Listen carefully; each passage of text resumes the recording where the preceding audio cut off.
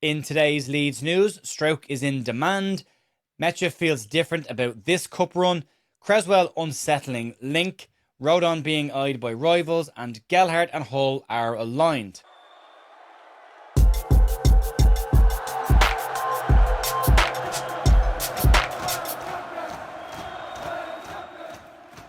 Morning folks, welcome to The View for Friday the 3rd of April with your Leeds United news. Hope you're all having a really good week so far heading into the weekend. We will have a watch along over on bigup.com for the FA Cup game on Sunday. You can check us out there if you want to. Last night we had the podcast out, our bonus video podcast I suppose, out with the lads from Leeds That Ought to Know Better, Imagine Not Being Leeds and Leeds Lately, to give their predictions for the final 7 games of the season. You can check that out if you wanted. There is another one coming. It'll be out on Saturday, not tonight, but it will be out Saturday evening if you want to check that out. Also, just to let you know, the Big Up predictions for the game against West Ham are now live on the channel. If you want to get involved in our sweepstakes over there, you can. It's free to join. There's no ads over there. All you got to do is scan that QR code. It'll bring you to the site.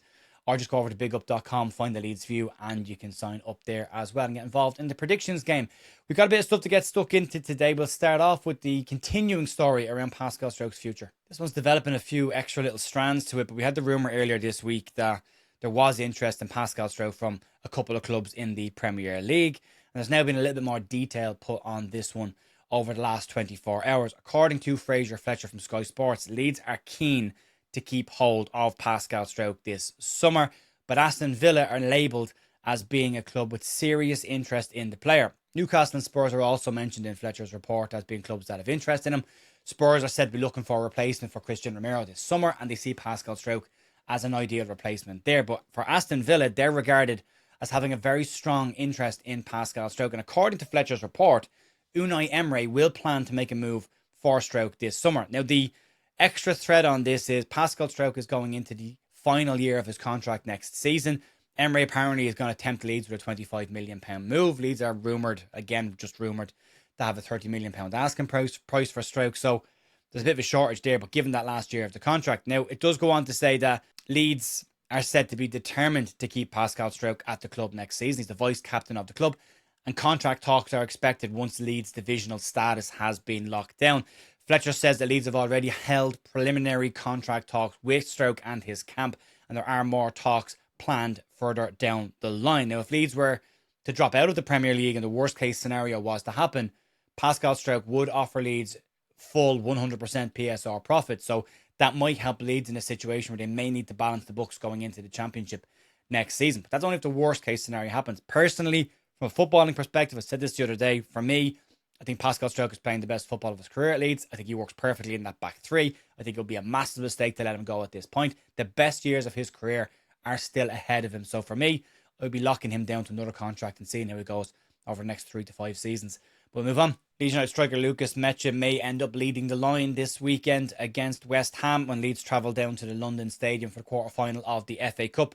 Daniel Farke yesterday in his press conference confirmed that Dominic Calvert-Lewin had sat out part of one of the training sessions and missed yesterday's training session due to a little bit of a hamstring niggle that he picked up. But Daniel Farke says that it's just a minor thing. They're just scanning as a precaution, but he expected him to be back in training today and tomorrow. However, Leeds might just not take the risk on Calvert-Lewin getting anything more serious given the running that they've got. And Nmecha, who has started most of the FA Cup games anyway, might just lead the line down at the London Stadium. The German striker was speaking with Johnny Buckham from BBC Leeds, and he said that this cup run's a little bit different for him. He did win a League Cup winners medal with Manchester City when he was there, scored a penalty in one of their games, but he said it's a little bit different because he'd been more involved with the Leeds United side this year. And on getting through to the quarterfinal of the FA Cup, the prospect of Wembley, and the medal he picked up for Man City, Nmecha had the following to say: "I've never played there before. It'd be amazing. I think for the fans, it'd be a good day out as well. We're close, so we may as well try and go all the way. You get a little medal, but when you're young, you're just happy to be involved. This is a lot different because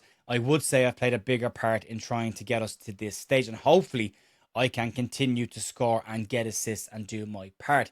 9,000 Leeds United fans are expected to travel down to the London Stadium, and Nmecha has said it will be a challenge for them to be heard given how far away from the pitch the stands are at the London Stadium. But he says that he has no doubt the players will be able to hear the Leeds fans and they will make sure that they are heard once the match kicks off. So yeah, no doubt on that as well. I think Lucas Nmecha had a really good season for Leeds this year. I know he's probably not everyone's cup of tea, but I think given what we've paid for him, given the output, he's got goals, he's got assists, he's helped with leading the line at times as well.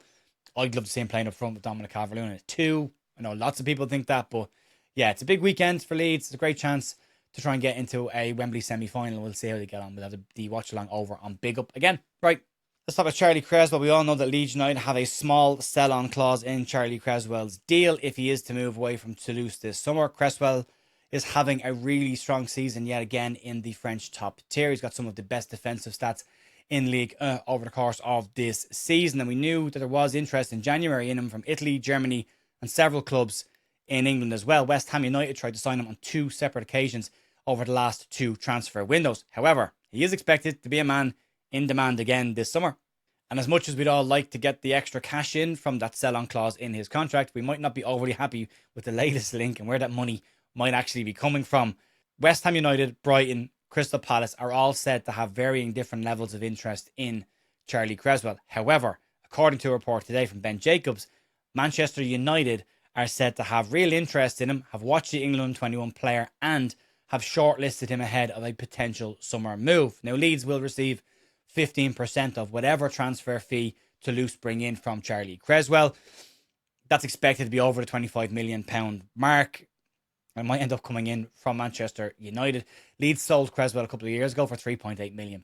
And even with the 15% of £25 million, they still won't bring in as much money as Toulouse will bring in this summer. Cresswell's move away from the club came after himself, his dad, and his dad agent fell out with Daniel Farke. He was moved on pretty quickly, and probably for some that wasn't that wise at the time. He just signed a 5-year contract at the club. It would have been made far more sense for Leeds to loan him out for a couple of years, see him grow, get to this stage, and then profit off that, or have him as part of the side. But that didn't happen, and Toulouse will benefit from that transfer fee this summer should he finally move on.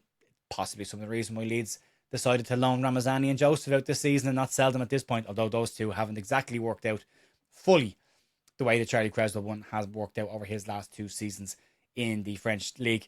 So yeah, it's an interesting one. We'll keep an eye on it. Fingers crossed he doesn't end up in that shirt. Go anywhere else. Germany. There's loads of clubs in Germany want him. Go to Germany. Have a great career there. But yeah, we'll keep an eye on it. But there's a lot riding on Leeds United's survival this season, and the buzzards are starting to circle the Leeds United squad at this point of the year. Should the worst case scenario happen, I hate saying that line out loud, but it is what it is. On top of Pascal Struijk having interest from Premier League clubs, we've now had a report today that says his defensive partner Joe Rodon has also had lots and lots of clubs keeping an eye on him. According to a report, they say that there are some unnamed clubs that are keeping an eye on Joe Rodon at this point. He has been an ever-present in the Leeds United side over the past 3 seasons. He's taken to life in the Premier League with relative ease, so it's no surprise that clubs were going to keep an eye on him. However, Joe Rodon has spoken about his affinity and has spoken at length about his admiration and affection for Leeds over the past 2 seasons. And if Leeds are to stay in the Premier League, it seems unlikely that Rodon would push to move away from the club. Leeds, for their part, see Joe Rodon as a very central part of their longer-term plans. And although this report suggests there is interest in him, it also says that no one is expected to move for Joe Rodon should Leeds stay in the Premier League. And that possibly gives you a bit of an insight into this, to think that maybe the player and the club have both already been sounded out by potential suitors for the player, and have both said the same thing of not interested in the move, not interested in selling, move on.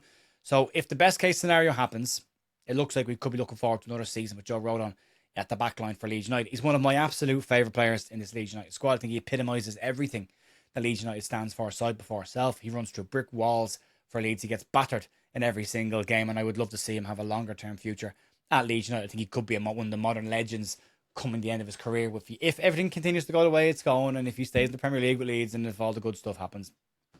You know what I mean?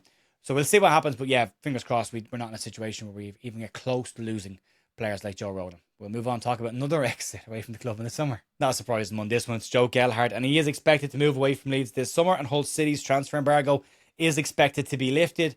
Hull's chairman has made no secret of the fact that he wants Joe Gelhardt at the club again next season, and Joe Gelhardt himself now appears to be aligned with that and would like to see a longer term future at Hull City.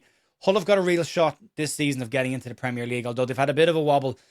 They're currently sitting 5th in the Championship, but they're only 3 points ahead of 7th place Wrexham. So both of them are fighting for that playoff spot to try and get into the Premier League. But regardless of what happens with Hull City's remainder of the season, Hull are still said to want to keep Joe Gelhardt next season. This season, Joe Gelhardt's managed 13 goals and 4 assists in 29 starts for Hull City. And despite missing a chunk of the season through injury, picking up 17 goals and assists in just 29 championship games at 23 years of age and playing in that attacking midfield role is a really impressive return for any player at that level.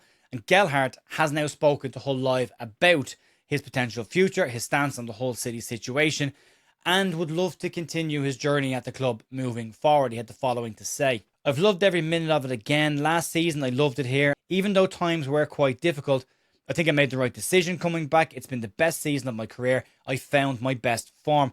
I haven't spoken to anyone from Leeds since the start of the season, and I don't know if my agent has. He hasn't told me if he has, and I'm sure the clubs have spoken. I'm sure they do, but yeah, not from my side. On going back to Hull again next season, Gelhardt said it would be stupid to say no, given the season he's having so far this year. And again, given the age he's at, he's only going to improve as he gets older. But he was asked if they put a contract in front of him right now, what would he do? And he said he would sign it straight away.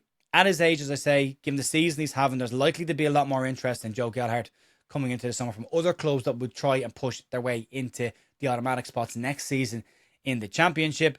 He is playing that attacking midfield role. And to put it in context, Joel Piroe, as a striker for Leeds last season, managed 26 goals and assists combined. Gelhardt, as I say, is on 17 already, with still but games to go. And Brendan Aronson, who played in a similar position to Gelhardt last season in the Championship for Leeds, only clocked up 11 goals and assists. So already he's gone ahead of what Brendan Aronson brought in. So he's younger. He's got a lot more time ahead of him. He's probably not playing as a side that was creating as many chances Leeds created last season. So yeah, there will be likely interest in him. It'll be interesting to see what he decides to do. Looks like he wants to go to Hull. They want him. If the clubs can agree a fee for him in the summer, his value's gone up. We'll see what happens at that point. Anyway, folks, that'll be it for me today. Check out the podcast from last night if you want to see the lads' predictions for the rest of the season. It's only a bit of fun. Don't take it too seriously. And also, don't forget to check out okjerseys.com for 8% off at the checkout with the code DView for World Cup shirts for a World Cup summer. The quality size up. Get a size up, though. With all of them, get a size up. Right, that'll be it for me today, folks. I'll talk to you over the course of the weekend. Enjoy the rest of your day. See you later. Bye.